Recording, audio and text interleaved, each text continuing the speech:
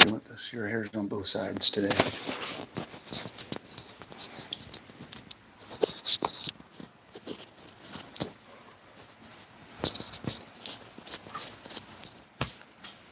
Are you live already? Not yet. Oh, I guess I am. You are. Wait, I didn't even hit the button. I'm live too. Okay then. Hello. I'm over here just getting set up. I didn't hit the button. How did that? I don't know. Wow. Big brother turned it on for us. What's up, everybody? All right, Hello, so now I got to fam. get all set. I wasn't ready. He wasn't ready.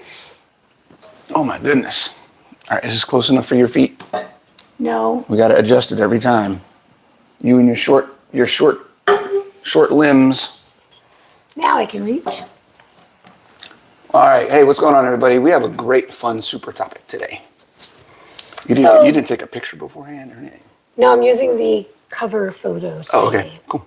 So before we dive in today, we have to acknowledge a special population of Moms. people. Mommies. Hi, mommies. Shout out to the moms. Hopefully Shout our out moms are watching today. to our moms. They'll probably both be watching later because I hope they're taking today for themselves. Yeah. My mom was talking about sleeping in yesterday or the other day, right? So, yeah. Yeah. And So to all the moms out there, we know, we have a ton of moms who are followers and clients and subscribers. So it's probably the largest population that we have of people that we work with. absolutely. So we appreciate all of you guys. You guys are Love all y'all. amazing and awesome. It is not an easy job. To put it Not an lightly. easy job. You are superheroes. You are all human superheroes. And today we're going to hopefully talk about some things that make your job a little easier. How to cope with How being to a cope mom. with being a mom and all of the things that come with that. How to cope for anyone in any situation. So we actually did take some notes that I A have. little bit of notes. Yeah, it's we were talking yesterday that we needed to talk about this beforehand, otherwise we're going to be all over the place. So forewarning, we're probably going to be all over the place because we didn't talk We didn't talk beforehand. about it. Anything we want to talk about as far as things going on before we jump in? Any news, events? Your challenge is underway. That's Challenge is started. underway. We're going on the cruise in about a month. Yeah. Yeah. Be in Alaska. Alaska. Are we doing a meetup in Seattle beforehand? Is that happening? Likely, yes. Okay. Yes. I know my tribe is wanting to get together. We have one of our ladies that lives out in Seattle is wanting to gather and do a little sightseeing or lunch or dinner or both in Seattle the day before the cruise. So I guess we'll let y'all know what the plans are. Yeah, for any of you guys that are out there in Seattle, in the Seattle area, together. We're going to go up on the 11th. Wednesday. We're flying in Wednesday night, the 11th. Okay, so we'll have June all 11th. day Thursday. So if we do All something, day it'll be the Thursday, Thursday, the 12th is when it will happen. And I think they're doing the dinner. Thursday night? No, it's not a dinner. The welcome event. Gathering. Networking. Thursday soiree. evening. So we'll probably do something. I would say let's do something during the day, like Afternoon. lunch. Okay. Yeah. We could do a group workout and then go eat. Oh. I don't know. Well, I would rather work out seeing Seattle since I've never been. Okay. Well, all right. Yeah. Yeah, I've been a couple times, but never explore. actually did the tourist thing, the sightseeing thing. Yeah. Okay. Something else to throw out there. We were having discussions yesterday. We were considering not doing another event.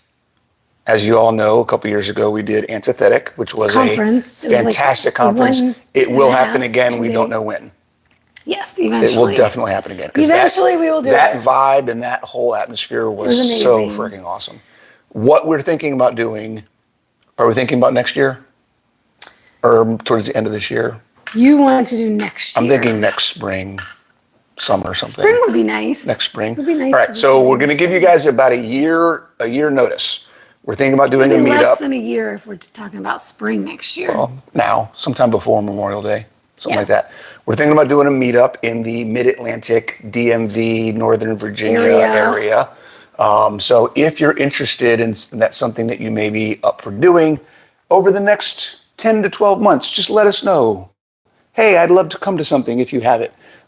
Something where we can not have speakers, not do a whole big thing, but just get together, fellowship, network, talk, share. You know what we should do? Have some good food to eat.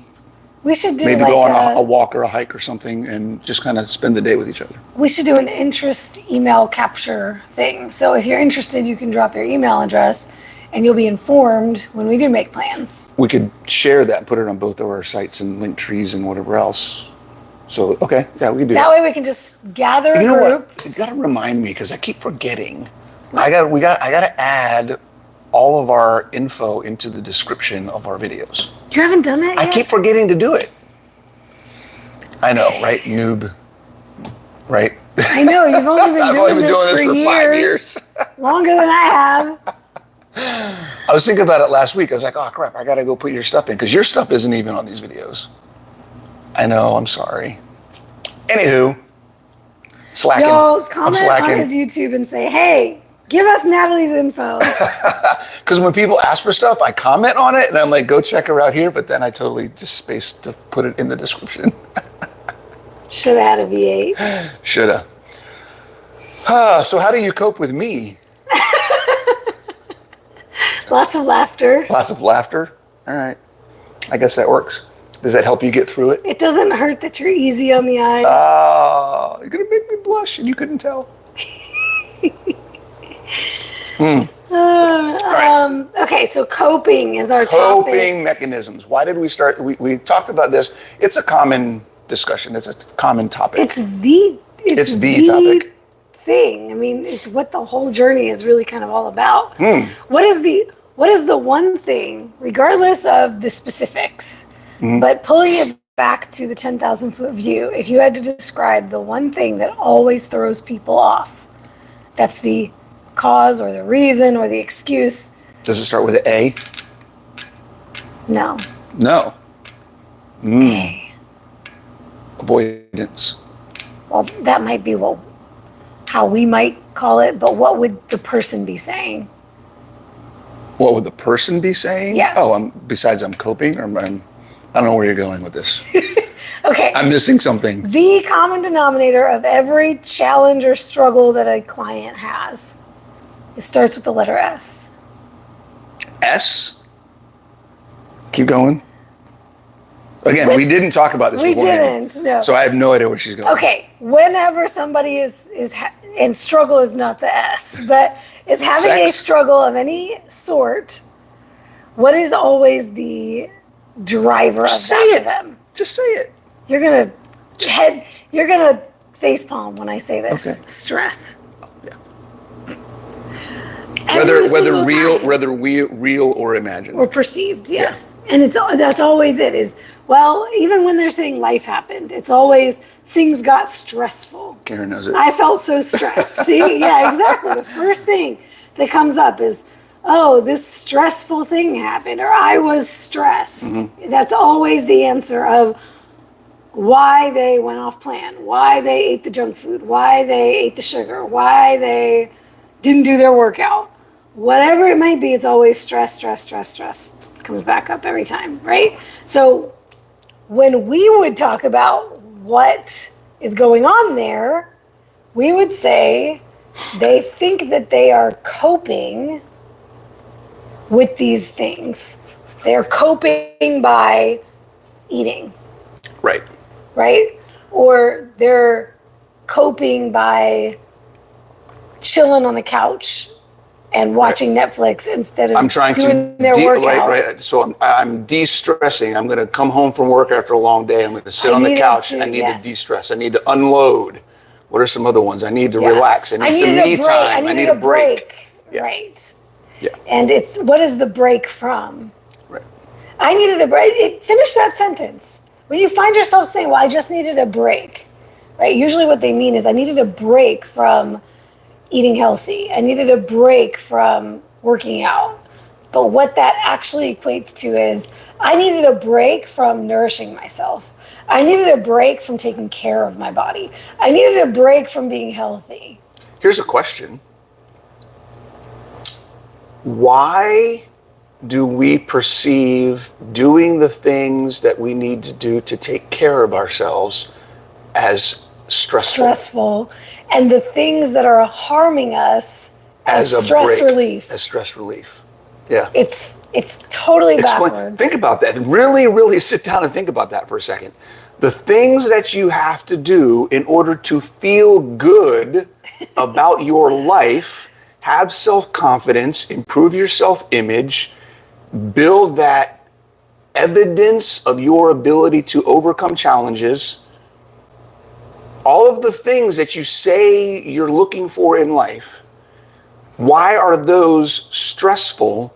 But drinking alcohol, which is literally poisoning your body, eating all of the things that you know are causing the hormonal dysfunctions, the autoimmune disease, the inflammation, the aches and pains, the poor gut health, all of the things, the depression, anxiety, mental fog, all of these things, all of those things that you are complaining about all of the time. I never have any energy. I'm always tired. I always hurt. Doing the things that make those things the reality in your life is what you're defining as a break. I'm taking a break. Right. Yes. I never really thought about it. Taking a break from taking care of myself. Like, Yeah. start saying what it is that you're, because what that is association, right? And it's because for a very long time you associated these harmful things with pleasure, or with, so you started to associate them as good things, as helpful things to you. Right. And that's what this topic is all about. Because you think you're coping, but you're actually avoiding. There it is. You're not actually There it coping. is. These things are not doing any of those beneficial things you think they're doing for you. Because when you avoid something that is stressful, the removal of that from your environment is temporarily beneficial. It feels good. It's gone. It's not in my immediate circle. I don't have to think about it. It's right. It's gone. So, and it's because it's not yet your lifestyle, which we always say, right? Because of course, when you are trying to become healthy in the first place, all of those healthy habits feel stressful to you because they are foreign to you. Right. They are different. They're challenging because they haven't been your default. Your default has been all the unhealthy, easier things to do. These things that feel more difficult to you feel stressful because it's a challenge, it's different, it's something you now need to put effort into doing because it's not second nature to you. Mm-hmm. So that's where a lot of this association comes from. And the redefining of what good means. And that's it. That's right. Because I always like to say, yes. You know, I'm feeling a benefit from eating a tub of ice cream when I'm depressed. Because of the instant pleasure I get. It feels good because of the emotional impact of me forgetting about the problem that I'm trying to avoid and the enjoyment of eating the ice cream. So that feels good. And that's why you turn to it. But that doesn't mean it is good. Right. Feelings are not fact. So if you're doing something that makes you feel good, it's very likely that it's not. Right. Ooh. Right? Yep. Fit and Fab Celeb said we are used to dopamine rush. Yes, very much exactly. So. It's playing on these brain neurotransmitters. Yeah. And part of the coping trap that we get into, going to go down this feelings trail, is searching for the feeling of. Yes. Instead of searching for the reality of. Yes. I want to feel good. So everything that I do is going to be about feeling good, whether I'm doing good, whether I'm actually improving, whether I'm actually making the progress I want to make. If I feel good, it's a very hedonistic mindset. Yes. Yes. There's a difference between pleasure and joy. Ooh. Dig into that one. Dig into that one. You're getting this instant gratification that feels pleasurable, but that's not true happiness. That's not true joy. It's this fleeting And it becomes addicting, right? It's that dopamine hit, right? It's this fleeting thing. You can get it for an instant, but it's not going to last. I just thought of something. And it's not deeply ingrained. It's very surface level. The difference between pleasure and joy is, I'm going to go to an analogy, is emotional satiety. Ooh. That's what it is. Ooh. Pleasure is the short-term carb, sugar rush that you get. It's that spike of, oh my God, this is amazing, that dopamine hit, whatever it is from that short-term thing. The buzz from the alcohol, whatever. Yep. And then you wake up the next morning and you feel like crap. And you have to do it again to get the feeling. And you have to do more. And you have to do more. When you go for joy, that just permeates your life and you don't have to chase it. Yes. Yes. If you are constantly chasing a feeling, you are not emotionally satiated. I love that. Yes. You all remember that and let me know. I got to steal that. So the emotional satiation, I like that because it's similar to this idea of feeling full after a meal. Fullness and satiation are not the same thing. Right. Yes. Fullness is temporary. And this is what we got when we ate a lot of carbs, right? Mm-hmm. You eat a lot of carbs, you get this immediate fullness, usually from the fiber or the starch that's like filling up your stomach, right? And then another hour, 2 hours later, you're hungry again. Because it wasn't satiating. Oh my God, we could write a whole book on this. That's amazing. How has that never clicked before? I don't know. That's good though. That is really good. Okay. That might be the first book we write together. Emotional satiation. Are you emotionally satiated? Or full, something like that. Yeah. Woo!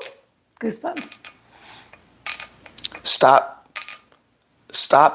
snacking on it. Stop snacking on feelings. Snacks. Yes, it's the snacks. There's so many analogies there. Oh my God. So many analogies. Oh my God, I love it. Okay. So. Wow. I got chills. I got chills. What inspired you to choose this topic? Because you were all geeked up about it at the time. Something planted the seed. Something I don't remember, something I read or somebody I talked to or something popped up that was just like, we need to talk about coping. We haven't talked about it in a while. I think just in general, again, like you said, it permeates everything. It's part of almost every discussion that we have with a client. At some point, we talk about the idea of coping does not mean avoiding. Coping means facing. It means dealing with it. We looked up the definition. Dealing with a challenge, dealing with a problem. And that does not mean avoiding the problem. Yes. Let me look at the notes that we had. Hold on. This was the first thing that I had come up with, right? We were talking about how to make coping work for you. Because coping is not a bad thing. No. If you're actually coping. Okay, what's your favorite phrase, right? The only way out is through. You can't get out by walking around it. Okay, it doesn't work that way. So I think one of the things that we see a lot of people, how do we know if you're not actually coping and you're avoiding instead? Okay, and this is the redefining of words. You need to redefine how you use the word coping. It is not avoiding. If you're saying I'm coping and all you're actually doing is avoiding, start saying I'm avoiding. Call it what it is. Yes. Okay, stop saying coping because you're not coping. Yep. Okay, and that is if you are, what time is it? It's 11:11. If you're dealing with the same problems year after year after year, and you turn to the same coping mechanisms in order to deal with them, but you still keep having the same problems, that is the number one sign that you are not actually coping. You are putting it under the rug, you're throwing it in the closet, and then it comes jumping out at you every couple weeks, every couple months, every couple years, and it's something that you have to deal with if you're going to move forward. And this brings us back to the stress concept, right?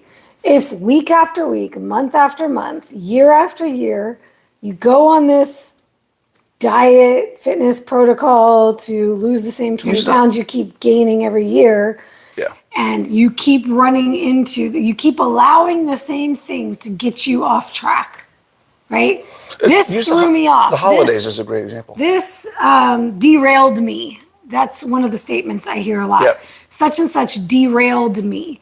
Nothing can derail you if you don't allow it to derail you. What's my favorite phrase? You can't fall off the wagon because you're the one driving. Right? If you're it's off not the like wagon, you're sitting in the you back. chose to get off. Yeah, it's not like you're sitting in the back and someone else is driving and they hit a bump and you popped out all of a sudden. Right? You are the one in the driver's seat. So if you get off track, if you get out of the vehicle, it is the choice you have made to do it. It doesn't happen by mistake. It's not an accident. It's not your environment's fault. It's not the scenario's fault. It's not because of the holidays. It's because you haven't dealt with your crap when it's the holidays time. That's the problem. That's it. You keep waiting for the perfect time to start that transformation 30-day challenge or whatever. Yeah.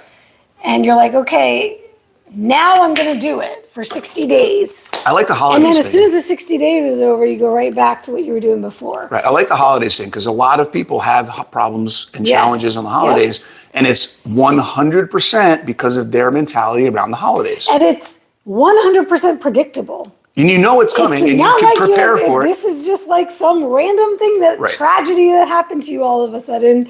It happens every year. It's like women who talk about their cycle throwing them off. You get it. For those Every of month. you who get it every month, you get your cycle every month. Why month after month after month, it keeps derailing you? When you can predict that something is going to happen, You know the why? same freaking things happen every time, why are you not getting ahead of it this time? You know why? Why? Because they don't want to. Right. They want to keep it as They an want to excuse. keep it as an excuse. Yep. And you And know, that's- my other favorite phrase, if you fight for your limitations, you get to keep them. Yep. Yep. We were talking about this as another topic for maybe next week or further on, but it's the idea of the reason. Here's going to take a little different angle at the coping concept. A lot of the reasons we avoid this process of redefining coping and facing the things that we need to face instead of avoiding them is because there's something about what we're doing now that we like. Yes. Yes. We were talking about that yesterday. No matter how much you may complain about the hormone imbalances or the autoimmune issue Or the aches fat and you can't pains get off. or the fat that you can't lose or not having any energy or always being anxious or depressed or you just can't think clearly, whatever the issue is that you're dealing with, something about that right now Your present reality. is your mind is telling you that you like that. You like it better. You like it better than the whatever you result need to do to you want change. to get. That So- outcome you're saying you want, you actually want the unhealthy habits and the unhealthy lifestyle you're currently living more than you want that outcome. That's And the only reason you're not changing, And because that's you what like I it call better. the pain of change versus the pain of remaining the same. Right. You are more comfortable where you are now than the discomfort it'll take to get to your goal. Right. And we talk about this, right? You have not gotten uncomfortable enough. The pain is not big great enough to make you change. And this happens to a lot of the people, what we call the success trap. You've lost that weight. And this was a client said this to me on her check-in. I'm done with this. This week. Well, now that I'm at this weight, what's the purpose of me Of continuing to do anything, yeah. to hit my macros and do all the things, right? And I said, well, you tell me. Right. Right. Is it after all this time working together, is it really still about the weight for you? Because that's a big one right there. If it's only ever been about a weight on the scale, a number on the scale, and you get to that number on the scale, and now you don't care to do the things that got you there, well, first of all, you're not going to keep it very long. But secondly, the number on the scale doesn't tell you anything about your quality of life. It doesn't tell you anything about your health status and your optimization and your longevity and all the other reasons you should be doing this for. I usually say don't shit on yourself, but the thing is, if all it's about for you is a number on the scale, you should be looking beyond that. Or else good luck ever keeping that or getting any kind of continued benefit over the years. It should not just be about the number. It's not deep enough. It's not. It doesn't say anything. But it also, there's no, like, just focusing on the weight is, again, we've talked about a great way to get started, but then you have to realize there's more to it than that, like you're saying. But for those people that are just stuck on the weight and can't seem to get off of that, the fluctuations and the things that impact weight are innumerable. There are so many different aspects of that. And if that's all you're ever focused on, you will be chasing that for the rest of your life. And you will never consistently reach it because your health is going to change, your age is going to change, your activity level is going to change, your job is going to change, phases and seasons of your life are going to change, and all of that's going to affect your weight. And you're going to be constantly trying to change and adapt and do all of these things all the time, just chasing that number. And you'll probably do some unhealthy things to try and get there. I guarantee you will be doing things that are unhealthy to chase that number. Because weight is not health. Weight is not fullness of life. We talk about being full, right? Yeah. You cannot live a full life. I stole it from Rachel. Yep. Right? A small shirt doesn't equal a big life. Shout out to Crazy Ketos. Okay, and I stole that from my talk a couple years ago.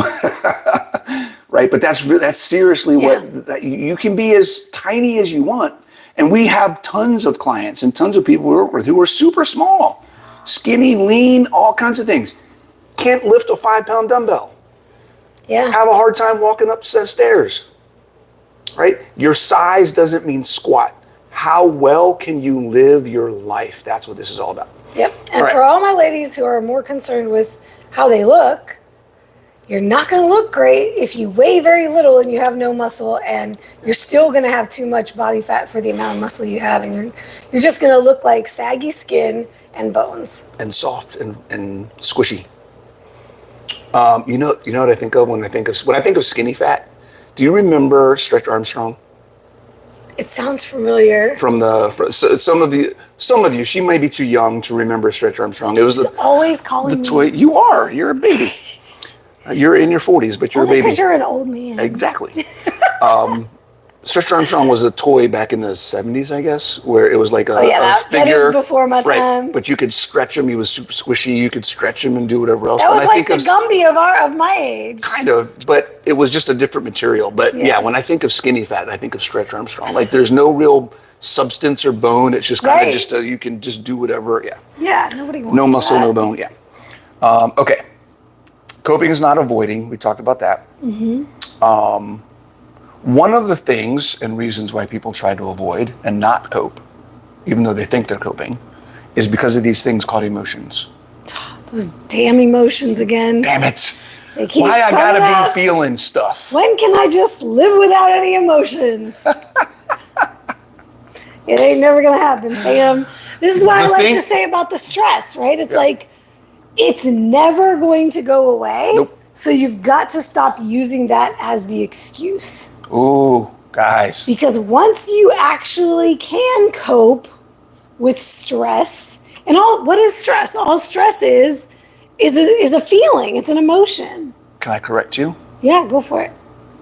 It will only go away when you deal with it, not when you avoid it.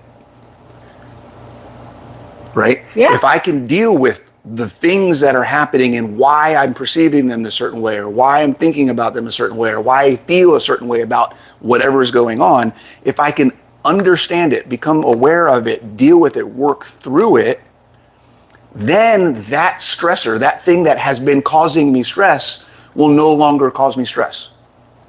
The only way to actually get rid of it is to face it. Face it till you make it. Don't fake it till you make it. Right? Face it till you make it. I like that. So it's I love that you said that it's never going away. Except that it will if you face it. Well, If you know what deal it with is? The stressors of life will never go away. You will always have other stressors. Right. But how stressed you feel in the face of those. The stress that you get out of it, right? So the thing may never go away. Right. But your stress response, you can change that. We talked about this in the past chat where we were talking about the whole life happened thing. If you keep letting life happen to you and throwing you off what you said you were going to do, what you planned on doing, what you know you need to do to get to where you want to be, you will never be able to deal with life happening and continue to make progress. Because life is always going to happen. Unless you want to die, life is going to happen. Yeah. We want life to happen. Something you told me yesterday about one of your calls this week about how all the ladies were talking about how they have control issues. Yes, my ladies. And this is unfortunately this is a mom thing. This is a woman thing. It's prevalent or prevalent. Which one's the word? Prevalent? Prevalent. Yeah. Pervasive. Pervasive in what we see in most of our clients, since most of our clients are women, is there's a control issue. They want to control everything. Everything is stuff that they have to be responsible for. You either cannot let anyone help you. You cannot ask anyone for help. Yeah. And if you do, you still end up going behind them and doing it again yourself better because you didn't like the way they did it. Now take that concept. Why don't you do that for yourself? Because when you avoid a stressor, when you avoid an environment, a scenario, whatever, instead of dealing with it, you are giving up control to that thing. Woo! There's a good one. So for all of you ladies out there who are control freaks, I have to have control. I have control issues. That's the phrase, then right? I have control issues. Stop taking a break. Then stop allowing something else to control you. Which is what's happening whenever you need a break from your healthy lifestyle. Yeah. Right? Because that ice cream is calling your name. Well, it's now controlling you. But think about that. You want to control everybody else but yourself. Woo! That's true. That is so true. You're like, I'm just so tired of, and that's it. I'm tired of spending time controlling everybody else that I don't have enough time to control myself. That's it. So when it comes to me, I'm just going to let everything go out the window because I'm too exhausted from all of the controlling and think about that, guys. How ridiculous is that? True. How ridiculous is that? That is it. That is Stop worrying about everyone else and just focus on you. Here's an example, right? I have to do all the cooking for everybody else. So by the time I get to cooking for myself, I don't want to meal prep. So I'm just going to eat the most garbage thing I can possibly put in my body. Right. What sense does that make? Absolutely none. None. Wow. Wow. Yeah. We got to go back and take notes on this because there's some good stuff in this. What a perfect topic for Mother's Day. We should retitle this "Coping for Moms." Be selfish. That's the answer. That's the answer. God, be selfish. Do for you. That's what this is about. That's what the concept of putting your oxygen mask on first is. Right. If you are not selfish, you cannot be selfless.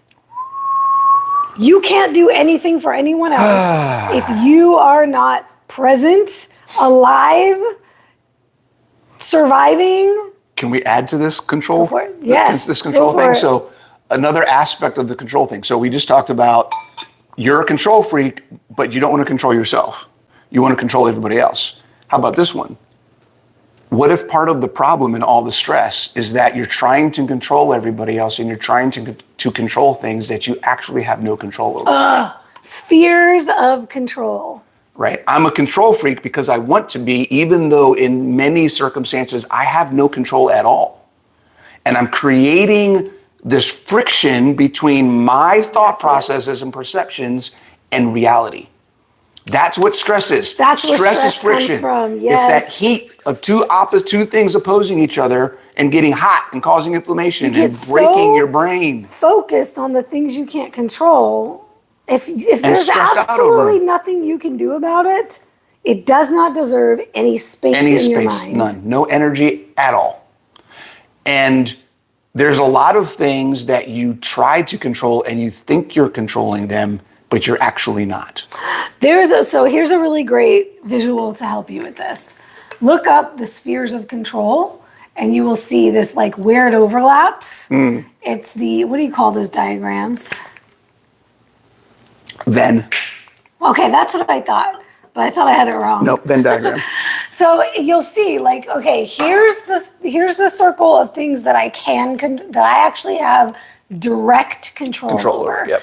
Then I have the things that I have influence over, and influence and control are not the same thing. You can like other people, for example. Yeah.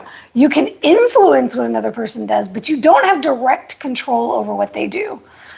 Then you have the things you cannot control at all that are going to happen however they're going to happen, regardless of what you do. You cannot even influence them. And those are the things we're talking about that do not deserve your energy. Yep. The things that you have some influence over, you do what you can and you have to let go of the outcomes and let go of the rest.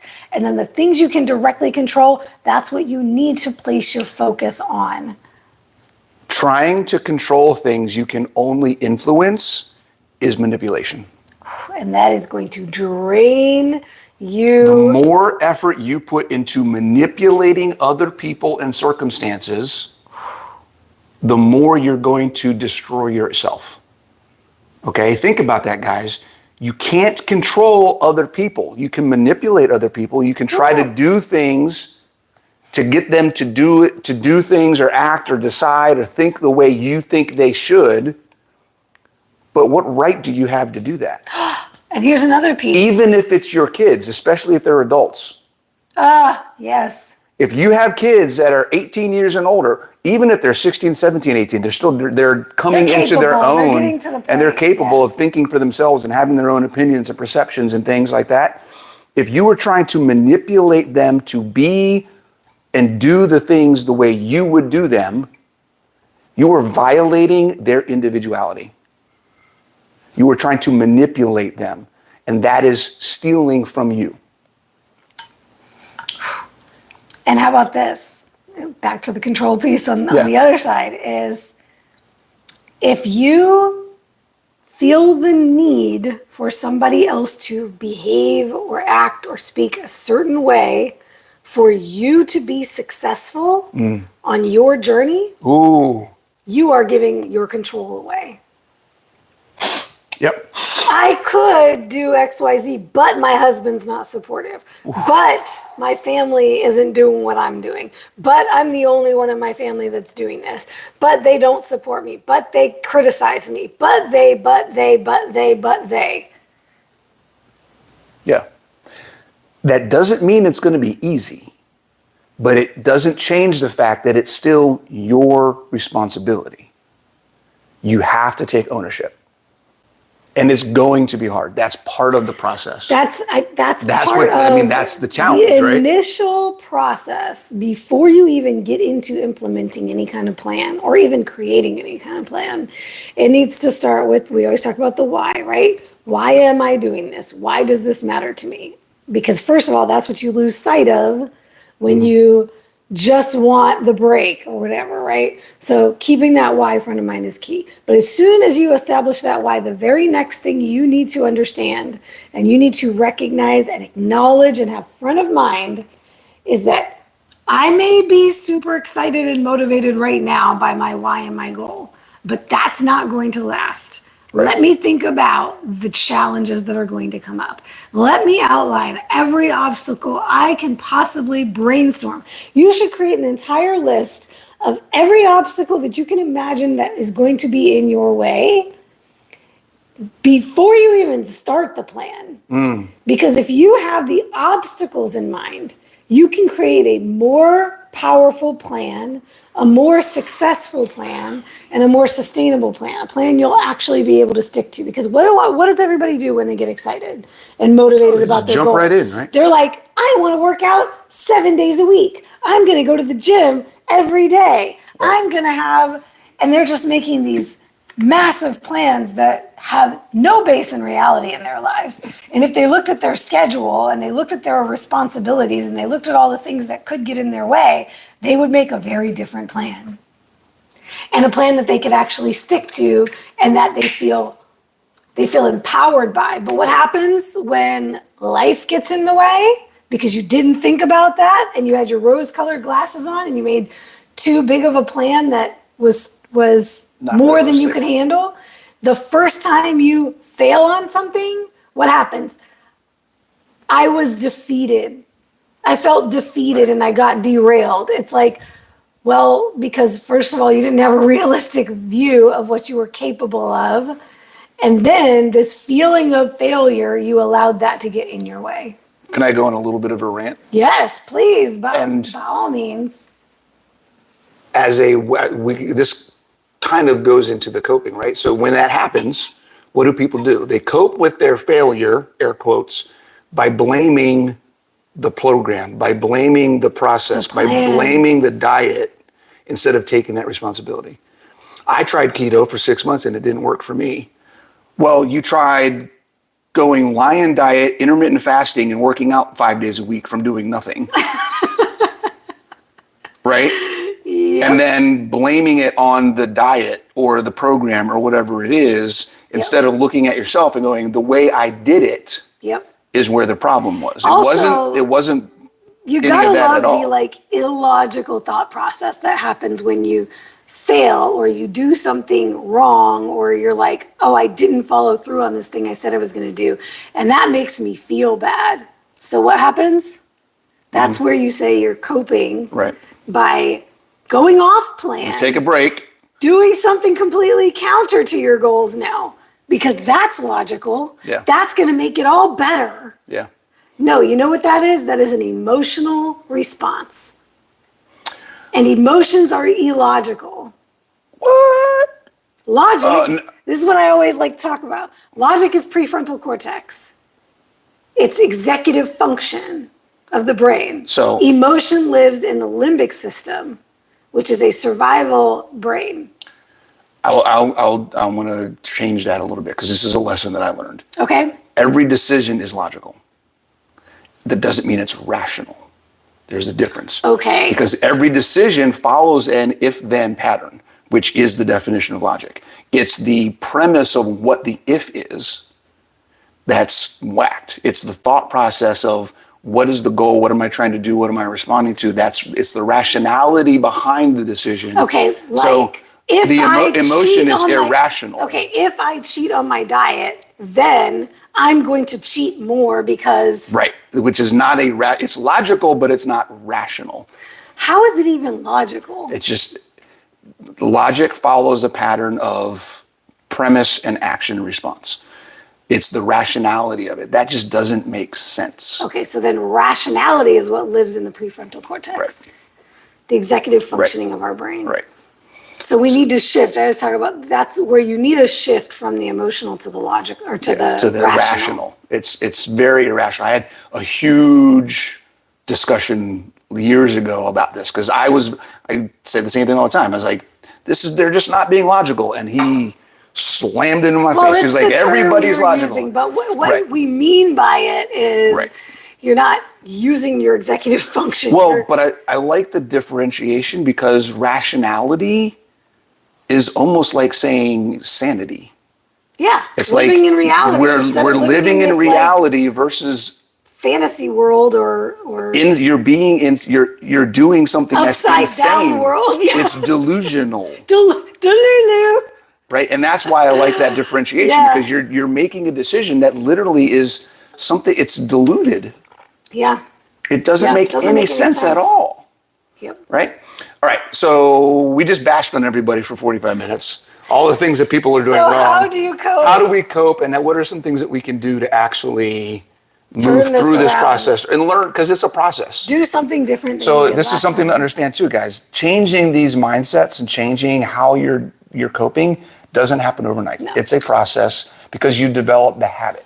These are your default mechanisms, the default way you think about dealing with stress or emotions or feelings, and it takes time to work through that and develop a new way to think about and deal with them. So Yeah. what are some things? I think the first thing we talked about was you have to change your mindset around avoiding versus facing. Yeah, start calling it what it is. Just start calling it what it is. So you can help change that association, Yeah. right? Because the more you continue the same thought, the more it becomes a belief. And so you probably already have this belief deep seated that going off my diet is less stressful than staying on it, right? So you need to shift that belief. And to do that, you have to constantly respond to that thought with, that's not accurate. Find the accuracy is what I call it, right? And I think another thing is ask yourself the question, why is this stressful? Why, if I have to I'm making this decision, I'm going to do this. If I made the decision and then I start doing it and then I feel like it's too much, why am I feeling like it's too much? Is it because I don't really want what I say I want? Is it because I went too hard and I made too big of a change? Is it because I didn't try to coordinate with the people around me to make this a plan that's viable in my environment and my lifestyle? Is it because, what is the reason? Why is this decision that you've made causing you stress? Yes. If it's simply, and this is the simple one, it's just a change. If that's all it is, that's an easy one to get through. Do it anyways. Well, and it can help to think about the long-term consequences, right? So, and I always say, like, tuning into that voice in your head in that moment when you want to do what you've been doing, the habit of turning to Netflix, turning to food, whatever it might be, right? Whatever that poor habit is you're trying to change. There's a thought that's preceding it, and you may be very unconscious to it at the time because it's been on autopilot, but there is a thought, and usually the thought is something like, oh, we'll just do this one more time. This will be the last time, and then I'll start over tomorrow. So when you can start to identify these thoughts, you can actually rebut the thoughts with what I like to say. The best way to do that is to ask a question, not to argue, because as you know, with other human beings, if you argue, where's it going to go? Nowhere. But if you ask questions, your brain starts to answer them. So, oh, is this really going to be the last time? Or did I say that the last 5 days and every day it's been, I'll start over tomorrow. And the truth is, it's never the last time. So I like to say, find the accuracy. Just reading in the comments. What are some other things? Well, the big thing that's the hardest for everyone is feeling the feelings. Feeling the feelings. That's what we talk about, avoiding that. The reason you're Just avoiding feel it. is because you're so used to not dealing with the emotions that you're experiencing by turning to these avoidant behaviors that it is very scary and risky and threatening to your psyche, to your mind, to even your body might have a visceral reaction to sitting with the feelings. But the only way out is through. The reason why I say that is because until you learn to experience emotion as it is, whatever you want to label it, the good, bad, ugly, there's no bad emotions. All emotions are just emotions. And they're meant to be felt. That's what they're there for. They're trying to get your attention. There's something you need to feel. And the biggest struggle that people have with this is they don't want to be in the discomfort of feeling bad or hard or difficult emotions. And they try to make them go away. So if they do, the first thing they do when they start to actually decide, I'm going to sit with it and feel the emotion instead of avoiding it, is, oh, this feels really uncomfortable. I hate this. How do I fix it? I need to fix it. I need to make it go away. And now they're stressed because they can't make it go away. And the thing is, you're not going to be able to make it go away. The only way it goes away is by just being with it long enough. Because we never stay in any emotional state forever. Nope. You could try. You could just try to put yourself in that emotion for more than 15 or 20 minutes. It's not going to hang around that long if you can just be with it. It's just like, I love the analogy. I always make the analogy of like a child having a tantrum or crying or being upset or whatever it might be. They are fully in that emotion. But if you stay with them and they don't feel that you are pushing them away and trying to get them to shut up, or you don't lock your child in a closet when they're upset, eventually they calm down. And we have to do that for ourselves. These emotions that we're afraid to feel it's this little us. There it is. Little you. There it is. Who's just wants to be held. And that's all. When you're being understood. When you're being with your emotions, you are holding space for yourself. Yep. And as soon as that psyche, that emotional part of you, feels that it's safe to feel it, it releases. Yeah.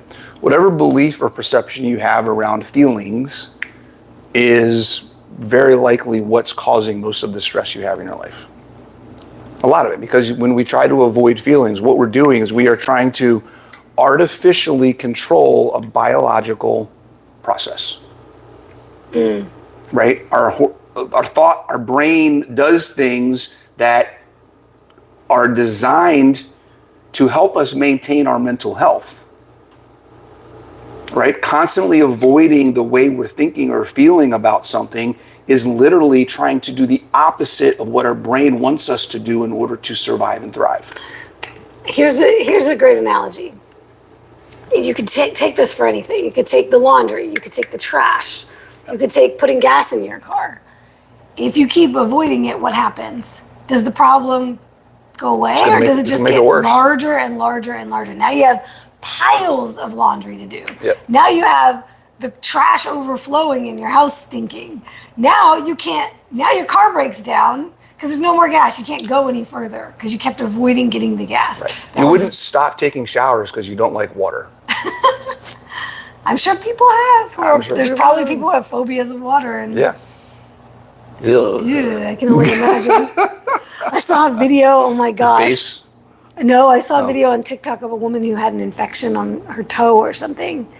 No, it was a cast. She kept the cast on for years. Because she didn't why would she take it off? Did she say why she didn't take it off? Her foot must have been just moldy and gross, right? It was horrible. It was horrible. Ew. The surgery they had to do. Ew. To save her foot. I feel like her foot would have grown around grown into the cast. It was difficult for them to get it off. And I can't even imagine. Oh my gosh. Okay. Put these visceral images in your mind of what's happening when you're avoiding your emotions, because it's the same thing. It's causing disease. Diseased mentality. Not to mention these things manifest in your body physically. Oh my gosh. Yes. That's something we should talk about. Woo! We should do the manifestations of mental stress. Yes. And the psychosomatic effects. You should do a master class. That's more of a master class. Doing one on psychosomatics. Yeah. That's a master class for sure. Okay. All right, guys. Thank you very much for joining. That was right about an hour. I think almost an hour. Feel your feelings. Feel your feelings. Don't avoid them. Understand that there's things you can't control, so stop trying to control them. Control yourself. Don't give up your control to your emotions. And the first step is stop telling yourself you're coping with food. Because it ain't helping you cope. If your coping mechanism isn't challenging, then it's not coping. Yeah. It's like a workout for your emotional intelligence. Instead of going to the gym where you're intentionally challenging yourself with weight and exercise, coping should be exercise for your emotional intelligence. I love it. Okay. Become emotionally satiated. I love that. That is so awesome. We definitely got to use that. All right. See you guys. Have a great day. Love y'all.